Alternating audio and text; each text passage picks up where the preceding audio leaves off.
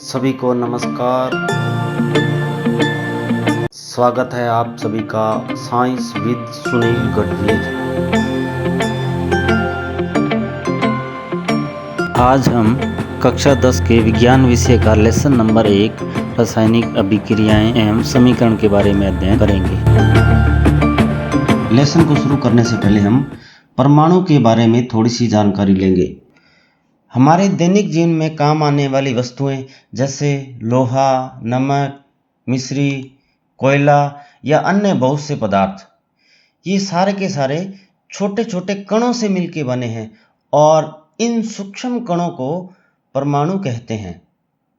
कोयले को हम बारीक टुकड़ों में तोड़ेंगे तो यह छोटे छोटे टुकड़ों में टूटता जाएगा और इन छोटे छोटे टुकड़ों को हम सूक्ष्मदर्शी के द्वारा देखेंगे तो हमें कोयले में परमाणु नजर आते हैं। और कोयले के यह छोटे छोटे कण कार्बन के परमाणु होंगे, अर्थात कोयला कार्बन के परमाणु से मिलकर बनता है। अब यह कार्बन का परमाणु किस प्रकार का दिखाई देता है? तो कार्बन के इस परमाणु के बीच में नाभिक पाया जाता है जिसके अंदर प्रोटॉन और न्यूट्रॉन होते हैं और इलेक्ट्रॉन इसके चारों ओर अलग अलग कक्षाओं में चक्कर लगाते हैं। तो प्रत्येक परमाणु की संरचना इसी प्रकार की होती है। इस पृथ्वी पर अब तक लगभग 118 प्रकार के परमाणुओं की खोज की जा चुकी है। क्योंकि परमाणु स्वतंत्र अवस्था में नहीं पाया जाता, यह किसी दूसरे परमाणु से मिलकर अणु का निर्माण करता है।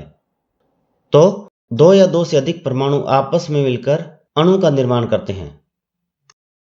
यह जल का एक अणु, इसमें 2 हाइड्रोजन के परमाणु और 1 ऑक्सीजन का परमाणु आपस में मिलकर जल के एक अणु का निर्माण करते हैं। अब है भौतिक परिवर्तन और रासायनिक परिवर्तन। तो सबसे पहले हमें भौतिक गुणों के बारे में पता होना चाहिए कि किसी भी पदार्थ के भौतिक गुण क्या होते हैं। जैसे जल के भौतिक गुण क्या होंगे? तो जल द्रवावस्था में पाया जाता है, यह रंगहीन होता है, जल का कोई स्वाद नहीं होता और न ही इसकी कोई गंध होती है। भौतिक गुण वो गुण होते हैं जिन गुणों को हम देख सकते हैं, महसूस कर सकते हैं। जल के रासायनिक गुण, अर्थात जल किन किन परमाणुओं से मिलकर बना है? तो जल का रासायनिक सूत्र H2O है और जल के अंदर हाइड्रोजन और ऑक्सीजन के परमाणु हमें नजर नहीं आते। अब है भौतिक परिवर्तन। इस प्रकार का परिवर्तन जिसमें पदार्थ के भौतिक गुणों में परिवर्तन होता हो, इसे भौतिक परिवर्तन कहते हैं। जैसे जल से बर्फ का निर्माण होना। अब यहां पर देखो, जल की अवस्था द्रव है और बर्फ की अवस्था ठोस है और यहां भौतिक परिवर्तन में जल की अवस्था में बदलाव हुआ है। जल को ठंडा करने पर यह बर्फ में बदला तो यह ठोस में बदल गया। अब इसके रासायनिक गुणों में क्या परिवर्तन होता है? तो जल का रासायनिक सूत्र H2O है और बर्फ का भी रासायनिक सूत्र H2O है, अर्थात भौतिक परिवर्तन में रासायनिक गुणों में कोई परिवर्तन नहीं होता। और इसी प्रक्रम को उल्टा करके बर्फ से हम दोबारा जल को प्राप्त कर सकते हैं। इसके अलावा भौतिक परिवर्तन में कोई नया पदार्थ नहीं बनता। रासायनिक परिवर्तन। रासायनिक परिवर्तन में रासायनिक और भौतिक दोनों गुणों में परिवर्तन होता है तथा इस परिवर्तन के फलस्वरूप एक नया पदार्थ बनता है। जैसे दूध से दही का जमना, और इस दही को हम दोबारा दूध में नहीं बदल सकते, तो इस प्रकार का परिवर्तन रासायनिक परिवर्तन कहलाता है। इसी प्रकार लकड़ी के जलने से ऊष्मा प्राप्त होती है तथा कार्बन डाइऑक्साइड गैस का निर्माण होता है और इस कार्बन डाइऑक्साइड गैस से हम दोबारा लकड़ी को नहीं प्राप्त कर सकते, तो यह एक प्रकार का रासायनिक परिवर्तन है। और इसी प्रकार लोहे के अंदर जंग लगना, यह भी रासायनिक परिवर्तन है और जंग को दोबारा हम लोहे में नहीं बदल सकते। रासायनिक अभिक्रिया, यह बैटरी में डालने वाला तेजाब है और इस तेजाब के अंदर मैंने यह मीठा सोडा या खाने का सोडा मिलाया, तो यह देखो इन दोनों के बीच में अभिक्रिया हो रही है।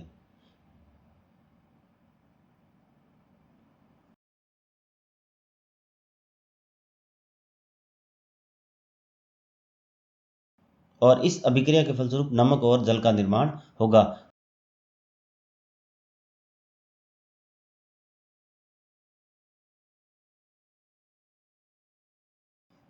इस प्रणाली के अंदर हम अम्ल लेते हैं और इस अम्ल के अंदर यह धातु का टुकड़ा डालते हैं।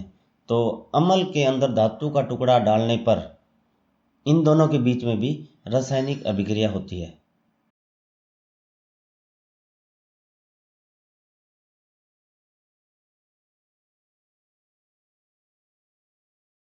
इसी प्रकार हमारे दैनिक जीवन में किसी न किसी प्रकार की अभिक्रियाएं होती रहती है, जैसे दूध से दही का बनना, लोहे में जंग लगना, सब्जियों का खराब होना, हमारे भोजन का पचना। पेड़ पौधे रासायनिक अभिक्रिया के द्वारा अपना भोजन बनाते हैं और उनका भोजन पत्तियों में संचित होता है। लकड़ी का जलना, यह सारी की सारी रासायनिक अभिक्रियाएं हैं। अब यहाँ पर देखो, लकड़ी जब वायु की ऑक्सीजन की उपस्थिति में जलती है तो कार्बन डाइऑक्साइड गैस अर्थात धुआं निकलता है। यह एक प्रकार की रासायनिक अभिक्रिया है और इस रासायनिक अभिक्रिया में लकड़ी में कार्बन होता है और यह वायु की ऑक्सीजन की उपस्थिति में जलता है और कार्बन डाइऑक्साइड गैस का निर्माण करता है। अर्थात लकड़ी ऑक्सीजन की उपस्थिति में जली और कार्बन डाइऑक्साइड का निर्माण हुआ, अर्थात लकड़ी के मूल गुणों में परिवर्तन हो गया। अतः हम कह सकते हैं कि किसी पदार्थ में रासायनिक परिवर्तन को रासायनिक अभिक्रिया कहते हैं और इस अभिक्रिया के फलस्वरूप पदार्थ की अवस्था में परिवर्तन होता है, उसके रंग में परिवर्तन होता है, गैसों का उत्सर्जन होता है तथा उसके तापमान में भी परिवर्तन होता है। रासायनिक समीकरण, इसको समझने के लिए हम एक प्रयोग करेंगे। यहाँ पर HCl अम्ल लिया और HCl अम्ल के अंदर कास्टिक सोडा NaOH जिसे क्षारक भी कहते हैं, इसको इसके अंदर मिलाएंगे और कुछ समय के लिए इसको हम रख देंगे। अम्ल के अंदर जब क्षारक को मिलाया और कुछ समय हमने इसको रख दिया, उसके पश्चात हम देखते हैं कि इस बीकर के अंदर इन दोनों की अभिक्रिया के फलस्वरूप नमक का निर्माण होता है तथा इस बीकर के अंदर जल शेष रह जाता है। तो इन दोनों के बीच में रासायनिक अभिक्रिया हुई। इस रासायनिक अभिक्रिया को हम इस प्रकार से लिखेंगे। हमने अम्ल और क्षारक को मिलाया था। अम्ल और क्षारक को मिलाने के पश्चात हमें लवण और जल की प्राप्ति हुई। तो यह एक रासायनिक अभिक्रिया थी और इस रासायनिक अभिक्रिया को हम इनके प्रतीकों तथा रासायनिक सूत्रों के रूप में लिखेंगे। HCl अम्ल लिया था और उसके अंदर NaOH क्षारक मिलाया और अभिक्रिया के फलस्वरूप NaCl नमक तथा जल का निर्माण हुआ। और उस प्रयोग में जो रासायनिक अभिक्रिया हुई तो उसमें हमने जो पदार्थ लिए थे और हमें जो पदार्थ प्राप्त हुए थे, उन पदार्थों को हमने उसके प्रतीकों या सूत्रों के रूप में लिखा। अर्थात किसी रासायनिक अभिक्रिया को उसके प्रतीकों तथा रासायनिक सूत्रों के रूप में लिखना रासायनिक समीकरण कहलाता है। किसी रासायनिक अभिक्रिया में भाग लेने वाले पदार्थ क्रियाकारक अथवा अभिकारक कहलाते हैं और क्रियाकारक और अभिकारकों की अभिक्रिया के फलस्वरूप जो पदार्थ हमें प्राप्त हुए थे, उन पदार्थों को हम क्रियाफल या उत्पाद कहते हैं। रासायनिक समीकरण लिखना। रासायनिक समीकरण को हम इस प्रकार से लिखेंगे। किसी भी रासायनिक समीकरण में क्रियाकारकों या अभिकारकों को बाईं ओर तथा क्रियाफलों और उत्पादों को दाईं ओर लिखा जाता है। क्रियाकारकों और क्रियाफलों के बीच में तीर का निशान लगाते हैं। क्रियाकारक या क्रियाफल 2 या 2 से अधिक हो तो इनके बीच में प्लस का निशान लगाते हैं।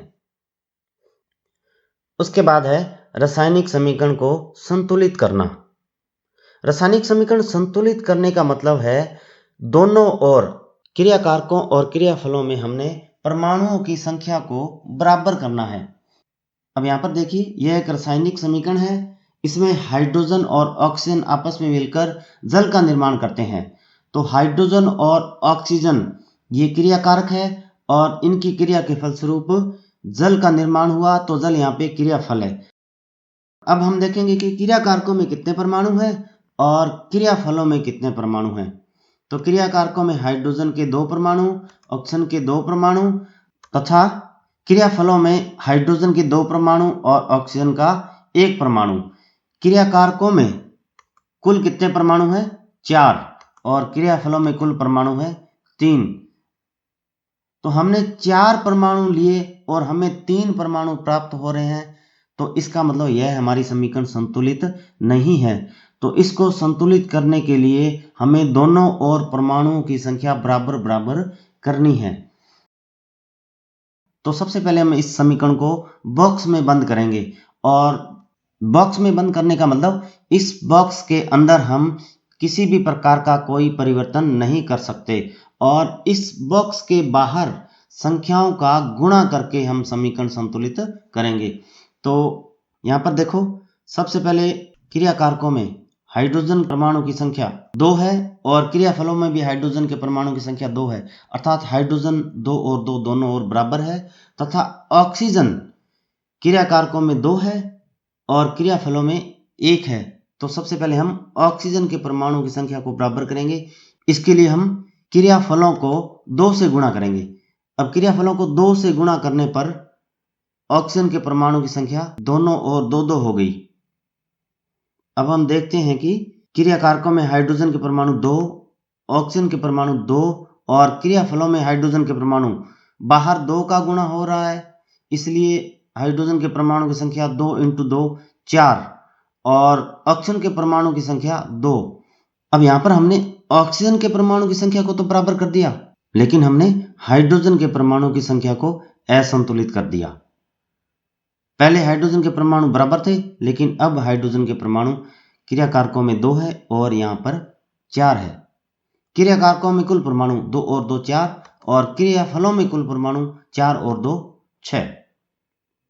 अभी भी दोनों और परमाणु की संख्या बराबर नहीं है, तो अब हाइड्रोजन के परमाणु की संख्या दोनों ओर बराबर करने के लिए हम क्रिया कारकों के हाइड्रोजन के परमाणु को 2 से गुणा करेंगे और 2 से गुणा करने के पश्चात हम देखते हैं कि हाइड्रोजन के परमाणु 2 × 2 4 और ऑक्सीजन के परमाणु 2। क्रियाफलों में हाइड्रोजन के परमाणु की संख्या 2 × 2 4 और ऑक्सीजन के परमाणु की संख्या 2, अर्थात हाइड्रोजन के परमाणु दोनों ओर 4-4 बराबर है और ऑक्सीजन के परमाणु भी दोनों ओर 2-2 बराबर है और क्रिया कारकों में कुल परमाणु 4 और 2 6 और क्रियाफलों में कुल परमाणु 4 और 2 6, अर्थात दोनों ओर 6-6 परमाणु बराबर हो गए। अतः यह हमारी समीकरण संतुलित हो गई। तो इसी प्रकार दूसरी समीकरणों में भी परमाणुओं की संख्या दोनों ओर बराबर करके हम इन समीकरणों को संतुलित करेंगे। तो यह थी हमारी संतुलित रासायनिक समीकरण। अब हम एक समीकरण और लेकर उसको संतुलित करेंगे। यहाँ पर फेरस की जल से अभिक्रिया करवाने के पश्चात फेरस ऑक्साइड बनता है और हाइड्रोजन गैस निकलती है। तो सबसे पहले हम देखेंगे कि क्या यह समीकरण संतुलित है। तो इसके लिए हम क्रिया कारकों और क्रियाफलों में परमाणु की संख्या काउंट करेंगे। क्रिया कारकों में फेरस का परमाणु 1, हाइड्रोजन के परमाणु 2, ऑक्सीजन का परमाणु 1 और क्रियाफलों में फेरस के परमाणु 3, ऑक्सीजन के परमाणु 4 और हाइड्रोजन के 2 परमाणु हैं। अब क्रिया कारकों में कुल कितने परमाणु हैं? 1, 2, 3 और 1 4 परमाणु और क्रियाफलों में कुल परमाणु हैं 3 और 4 7 और 2 9 परमाणु, अर्थात क्रिया कारकों और क्रियाफलों में परमाणुओं की संख्या बराबर नहीं है। तो अब हम इस समीकरण को दोनों और परमाणुओं की संख्या बराबर करके संतुलित करेंगे। तो संतुलित करने के लिए सबसे पहले समीकरण को हम बॉक्स में बंद करेंगे और बॉक्स में बंद करने के पश्चात अब आप किसी भी एक परमाणु को या सुविधा अनुसार वह परमाणु जिनकी संख्या सबसे ज़्यादा है उसको सबसे पहले संतुलित करेंगे। तो हम यहाँ देखते हैं कि ऑक्सीजन का जो परमाणु है उसकी संख्या सबसे ज़्यादा है, तो सबसे पहले हम दोनों और ऑक्सीजन के परमाणु को संतुलित करेंगे। तो क्रिया कारकों में ऑक्सीजन का परमाणु 1 है और क्रियाफलों में ऑक्सीजन के परमाणु 4 हैं। तो क्रिया कारकों के ऑक्सीजन को हम 4 से गुणा करेंगे और 4 से गुणा करने के पश्चात हम देखते हैं कि दोनों ओर परमाणु की संख्या कितनी कितनी होगी। फेरस का एक परमाणु और हाइड्रोजन के, अब 4 से गुणा हुआ और 4 से गुणा होने के पश्चात हाइड्रोजन के 4 दूनी 8 परमाणु, ऑक्सीजन के 4 परमाणु और क्रियाफलों में फेरस के 3 परमाणु और ऑक्सीजन के 4 परमाणु तथा हाइड्रोजन के 2 परमाणु। क्रियाकारकों में कुल परमाणु 8 और 1 9 और 4 13 परमाणु तथा क्रियाफलों में कुल परमाणु 3 और 4 7 और 2 9 परमाणु, अर्थात यह समीकरण अभी भी संतुलित नहीं है। अब ऑक्सीजन के परमाणु तो दोनों ओर संतुलित हो गए। अब हम हाइड्रोजन के परमाणु दोनों ओर संतुलित करेंगे। तो क्रियाकारकों में हाइड्रोजन के परमाणु 8 हैं और क्रियाफलों में हाइड्रोजन के परमाणु 2 हैं। तो क्रियाफलों के हाइड्रोजन को हम 4 से गुणा कर देंगे। 4 से गुणा करने के पश्चात हाइड्रोजन के 4 दूनी 8 परमाणु, दोनों ओर 8 परमाणु, अर्थात हाइड्रोजन के परमाणु बराबर हो गए। अब हम काउंट करेंगे कि दोनों ओर कितने परमाणु है। फेरस का 1 परमाणु, हाइड्रोजन के 8 परमाणु और ऑक्सीजन के 4 परमाणु। क्रियाफलों में फेरस के 3 परमाणु, ऑक्सीजन के 4 परमाणु और हाइड्रोजन के 8 परमाणु। अब दोनों ओर कुल परमाणु की संख्या 1 और 8 9 और 4 13 परमाणु और क्रियाफलों में 3 और 4 7 और 8 15 परमाणु, अर्थात अभी भी परमाणु की संख्या बराबर नहीं है। अब हम देखते हैं कि ऑक्सीजन के दोनों ओर परमाणु 4 परमाणु बराबर हैं और हाइड्रोजन के दोनों ओर परमाणु 8 परमाणु बराबर है, लेकिन फेरस के दोनों ओर परमाणु 1 और 3 परमाणु, अर्थात फेरस के परमाणु बराबर नहीं हैं। तो अब हम अंतिम परमाणु फेरस की संख्या दोनों ओर बराबर करेंगे। तो इसके लिए देखो, क्रियाकारकों में फेरस का परमाणु 1 है और क्रियाफलों में फेरस के परमाणु 3 हैं। तो क्रियाकारकों को हम 3 से गुणा कर देंगे। 3 से गुणा करने के पश्चात दोनों ओर परमाणु की संख्या काउंट करेंगे। फेरस के 3 परमाणु और हाइड्रोजन के 8 परमाणु, ऑक्सीजन के 4 परमाणु और क्रियाफलों में फेरस के 3 परमाणु, ऑक्सीजन के 4 परमाणु और हाइड्रोजन के 8 परमाणु। अब दोनों ओर परमाणु की संख्या 8 और 3 11 और 4 15 तथा क्रियाफलों में दोनों ओर परमाणु 3 और 4 7 और 8 15।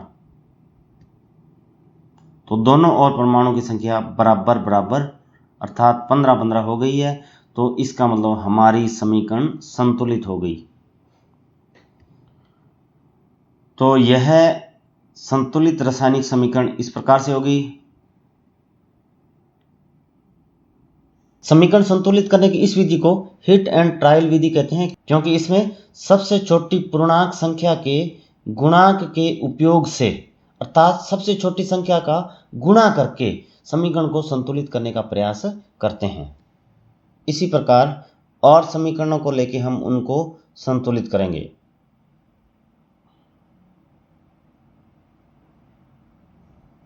अब है रासायनिक अभिक्रियाओं के प्रकार। पहली है संयोजन अभिक्रिया। अब यहाँ पर देखिए, हमने कोई 2 पदार्थ लिए और इन दोनों पदार्थों को हमने मिलाया और मिलाने के पश्चात इन दोनों से एक पदार्थ बन गया। तो इस प्रकार की अभिक्रिया को संयोजन अभिक्रिया कहते हैं, अर्थात वह रासायनिक अभिक्रिया जिसमें 2 या 2 से अधिक पदार्थ आपस में मिलकर एक नया पदार्थ बनाए, उसे संयोजन अभिक्रिया कहते हैं। और इसका एग्जाम्पल है हाइड्रोजन गैस और ऑक्सीजन गैस दोनों आपस में मिलकर जल के एक अणु का निर्माण करती है। तो इस प्रकार की अभिक्रिया संयोजन अभिक्रिया। इस अभिक्रिया की विशेषता यह है कि इसमें जितने भी पदार्थ भाग लेंगे वो सारे के सारे आपस में मिल जाएंगे और सिर्फ एक पदार्थ का निर्माण होगा। दूसरी है वियोजन अभिक्रिया। वियोजन का मतलब होता है टूटना। अब यहाँ पर देखिए, यह कोई एक पदार्थ है और इस पदार्थ के टूटने से 2 नए पदार्थों का निर्माण होता है। तो इस प्रकार की अभिक्रिया को वियोजन अभिक्रिया कहते हैं, अर्थात वह रासायनिक अभिक्रिया जिसमें कोई पदार्थ 2 या 2 से अधिक पदार्थों में टूट जाए, वियोजन अभिक्रिया कहलाती है। इसका उदाहरण है, जल को जब हम गर्म करते हैं तो गर्म करने के पश्चात जल हाइड्रोजन और ऑक्सीजन गैस में टूट जाता है। अर्थात जल के एक अणु से दो पदार्थों का निर्माण हो रहा है, तो यह वियोजन अभिक्रिया हुई। वियोजन भी कई प्रकार से होता है। एक है प्रकाश वियोजन। इसमें कोई पदार्थ सूर्य के प्रकाश की उपस्थिति में दो या दो से अधिक भागों में टूट जाए, तो इस प्रकार के वियोजन को प्रकाश वियोजन कहते हैं। यह सिल्वर ब्रोमाइड है, और सिल्वर ब्रोमाइड सूर्य के प्रकाश की उपस्थिति में सिल्वर और ब्रोमीन में टूट जाता है। इस अभिक्रिया का उपयोग श्याम श्वेत अर्थात ब्लैक एंड व्हाइट फोटोग्राफी में किया जाता है। दूसरी है उष्मा वियोजन। उष्मा के द्वारा की गई वियोजन अभिक्रिया को उष्मीय वियोजन कहते हैं। कैल्शियम कार्बोनेट को जब हम गर्म करते हैं तो यह कैल्शियम ऑक्साइड और कार्बन डाइऑक्साइड दो पदार्थों का निर्माण करता है। तीसरी है विस्थापन अभिक्रिया। विस्थापन का मतलब किसी को हटाकर उसकी जगह पर समय आ जाना। अब कोई किसी को कब हटाएगा? जब वो ज़्यादा ताकतवर होगा, तभी वो दूसरे को हटा के उसके स्थान पर समय आएगा। यहाँ देखिए, हीरा अकेला है और एक तरफ लाल और चांद की जोड़ी है। हीरे और चांद में से हीरा ज़्यादा चमकीला है और चांद कम चमकीला है। तो हीरा क्या करेगा? इस चांद को हटा देगा और चांद की जगह खुद आ जाएगा। तो ये हीरा लाल की जोड़ी बन गई और चांद अकेला रह गया। इस प्रकार की अभिक्रिया विस्थापन अभिक्रिया कहलाती है। इस अभिक्रिया को समझने के लिए हम एक प्रयोग करते हैं।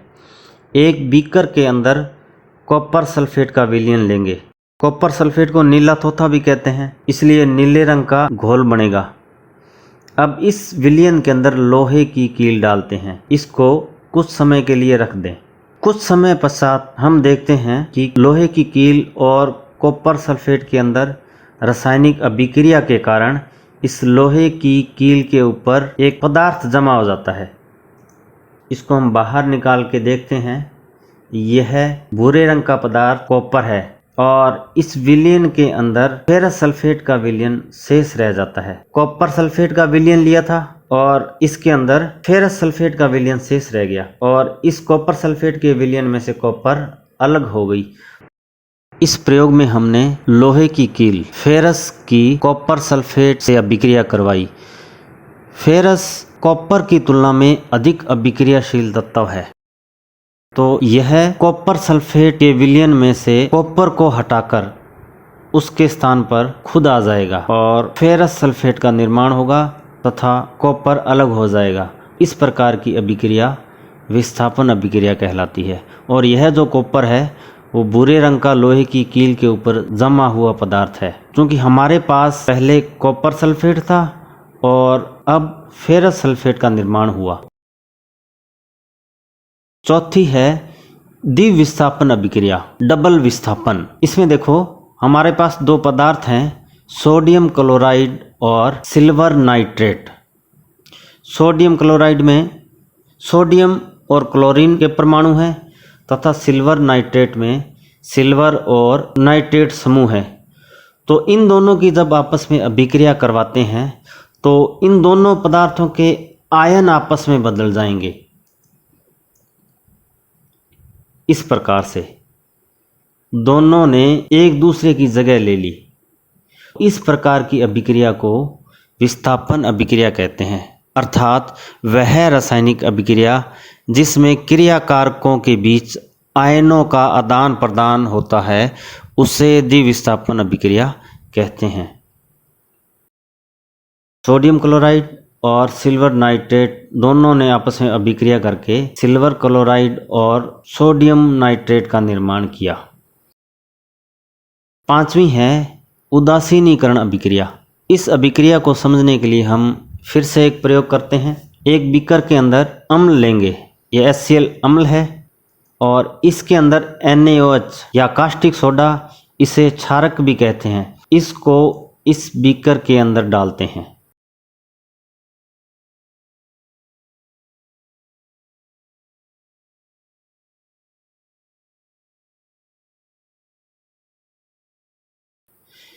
कुछ समय तक इसको रखते हैं। कुछ समय पश्चात हम देखते हैं कि इस बीकर के अंदर एक पदार्थ का निर्माण होता है।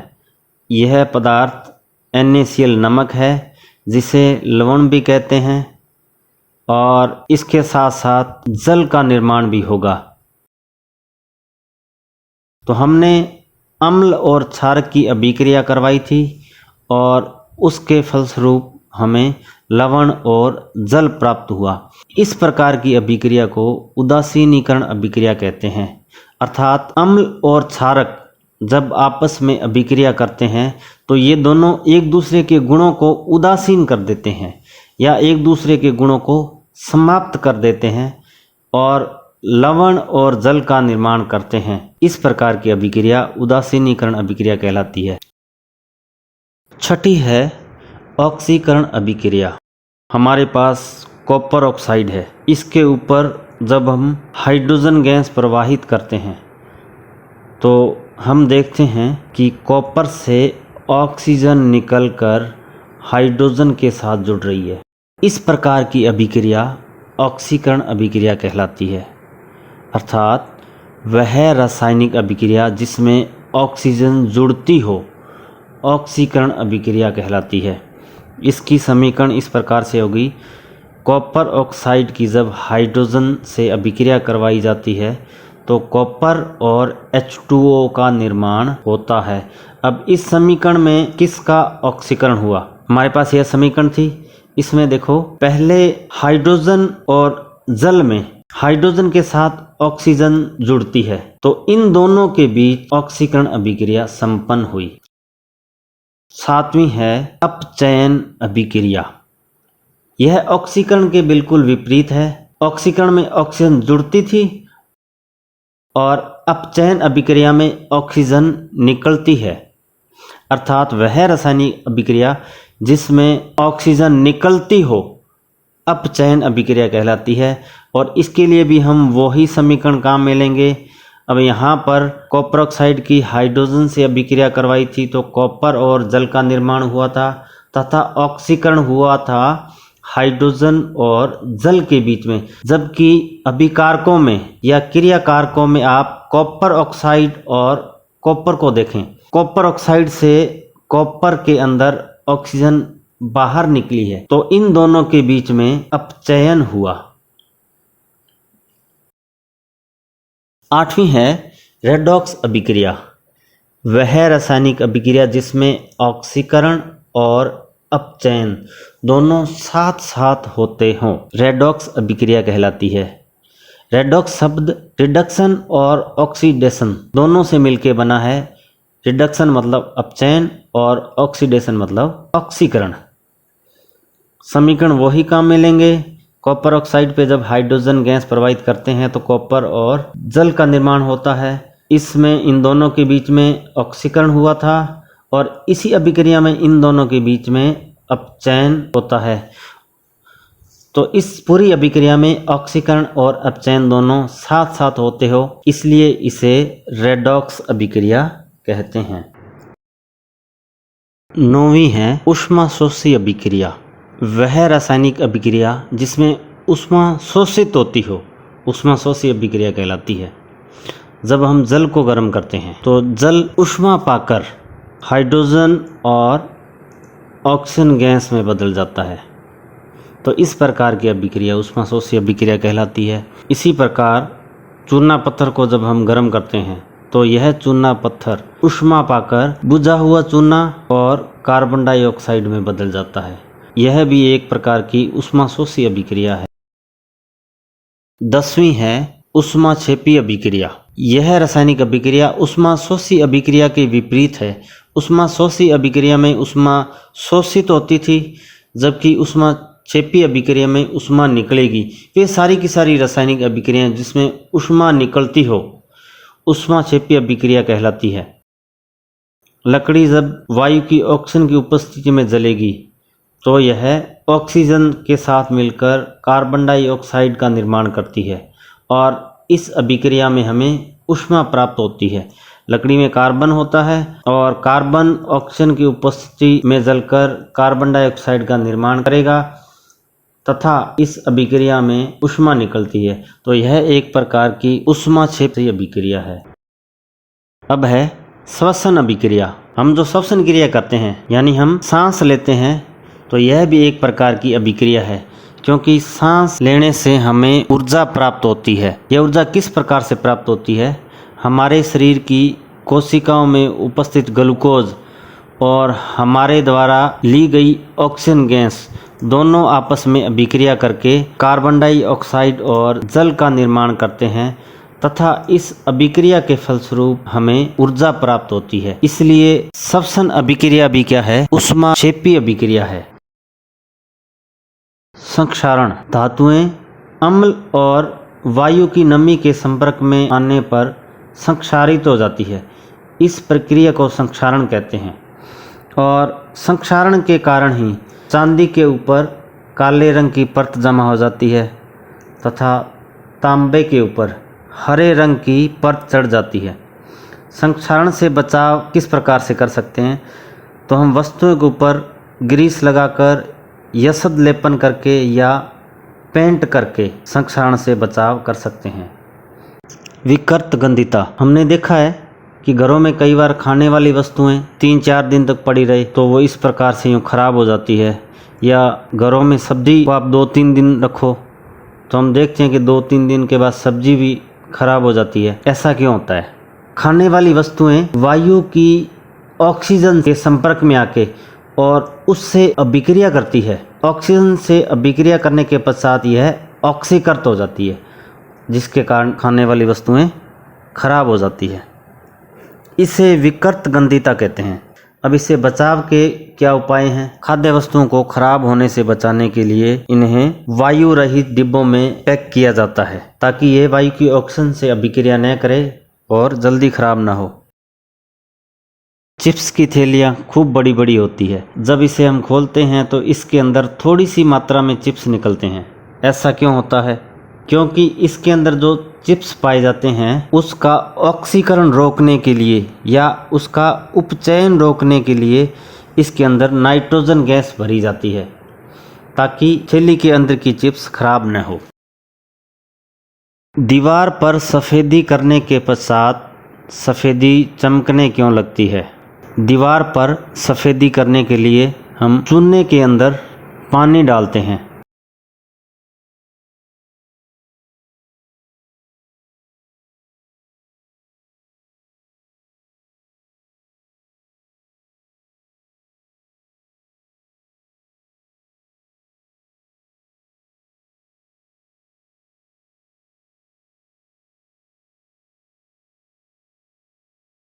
चूने के अंदर पानी मिलाने पर यह कैल्शियम हाइड्रोक्साइड में बदल जाता है और इसे हम दीवारों पर करते हैं। इसे कली करना भी बोलते हैं।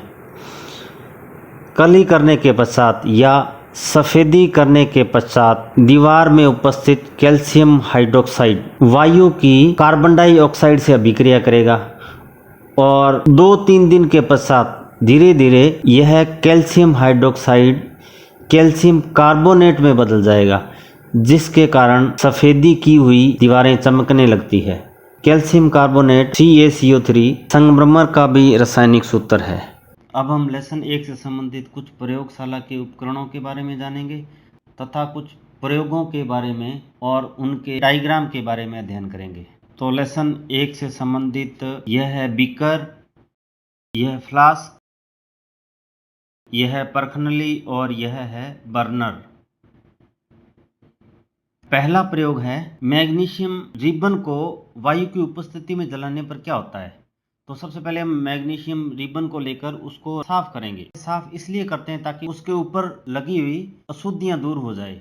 अब हम मैग्नीशियम रिबन को वायु की उपस्थिति में जलाएंगे तो हम देखते हैं कि मैग्नीशियम वायु की ऑक्सीजन से अभिक्रिया करके मैग्नीशियम ऑक्साइड में बदल जाता है और इस मैग्नीशियम ऑक्साइड को हम किसी कटोरी या वाच ग्लास में इकट्ठा कर सकते हैं।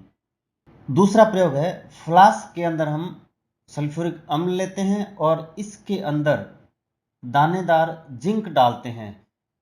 तो अम्ल और जिंक जो कि एक धातु है, इन दोनों की अभिक्रिया से हाइड्रोजन गैस निकलती है और इनका जो डायग्राम है वो इस प्रकार से होगा। तीसरा प्रयोग है, क्या होगा जब हम फेरस सल्फेट को गर्म करते हैं। एक कवथ नली लेते हैं। परख नली और कवथ नली में इतना सा फर्क होता है कि कवथ नली की जो कांच की दीवारें हैं वह थोड़ी मोटी होती है तथा यह कवथ नली अधिक ताप को सहन कर सकती है, जबकि परख नली थोड़ा कम ताप को सहन करती है। अब इस कवथ नली के अंदर हम फेरस सल्फेट लेते हैं और इसको जब हम बर्नर की सहायता से गर्म करते हैं तो हम देखते हैं इस कवथ नली से दो गैसें निकलती है। पहली है सल्फर डाइऑक्साइड और दूसरी गैस है सल्फर ट्राइऑक्साइड तथा इस अभिक्रिया के पश्चात इस परख नली के अंदर शेष फेरिक ऑक्साइड रह जाता है। चूंकि फेरस सल्फेट जो है वो हरे रंग का था और उसको गर्म करने पर इसके रंग में परिवर्तन हो जाता है और यह फेरिक ऑक्साइड में बदल जाता है और इस अभिक्रिया का डायग्राम इस प्रकार से होगा। इसी प्रकार इस कवथ नली में हम लेड नाइट्रेट लेकर उसे गर्म करते हैं। लेड नाइट्रेट को गर्म करने के पश्चात इस कवथ नली से नाइट्रोजन ऑक्साइड गैस का उत्सर्जन होता है और इस अभिक्रिया का डायग्राम इस प्रकार से होगा।